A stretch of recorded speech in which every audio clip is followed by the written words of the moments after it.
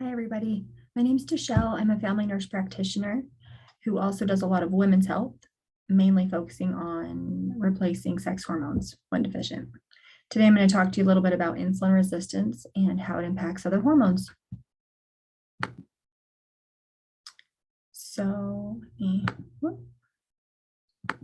Okay, so I just like everybody to see this screen. This is just 3 simple ways you can check yourself to determine if you're at increased risk for insulin resistance.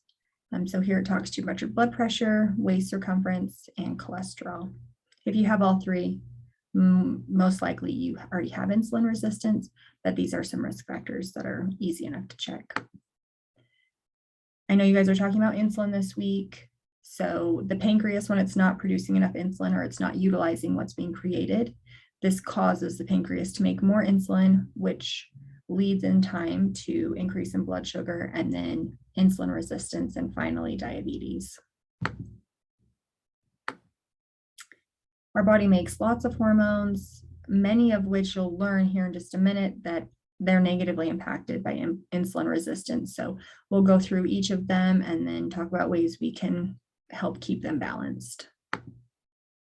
So the thyroid is one of them. Its main purpose is to help control metabolism, our body weight, body temperature, and our energy levels.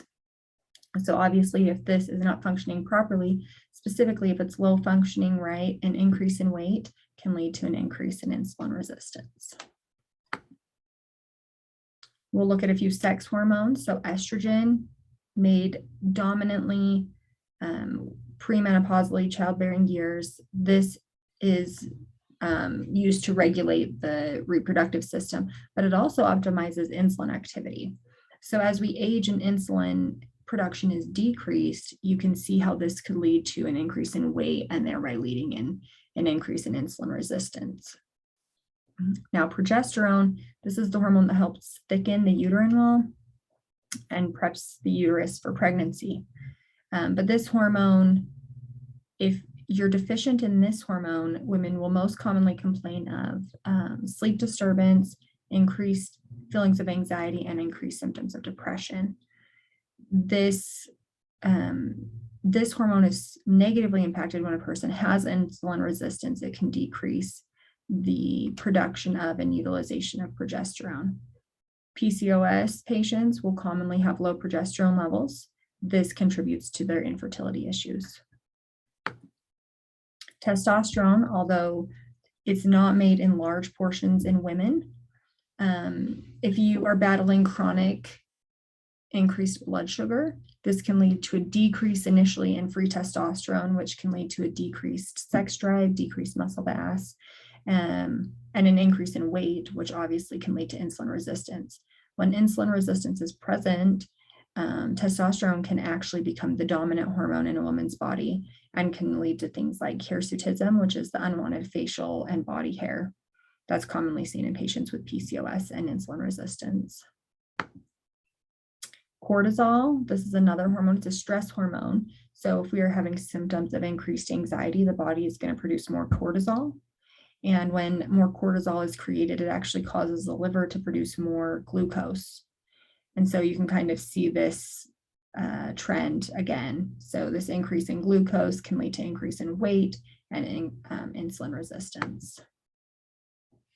So really what we want to do is we want to focus on balancing these. So the biggest ways that we can do this without medicines would be diet, and then, hormones like phytoestrogen, so progesterone or pomegranate, flaxseed, pumpkin seeds. These are some good phytoestrogens that you could incorporate into your diet.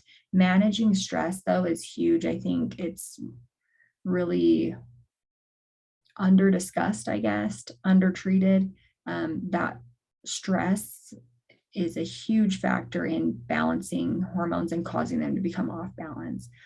So if you've done all these things and you just feel like there's still something missing, this is when I highly recommend getting your labs checked, looking at your hormone levels, your thyroid function, your adrenals, which would be a cortisol level, and see which of those is off, replacing those, whether it be with food, managing stress, or looking at bioidentical hormones these are all great options to get your body's hormones balanced, and thereby kind of creating, like I said, that symphony where, homeostasis or wellness can occur. So I encourage you guys all to kind of take a look at that and see if you fall into the category of someone who may have unbalanced hormones. These are the ones that we talked about today.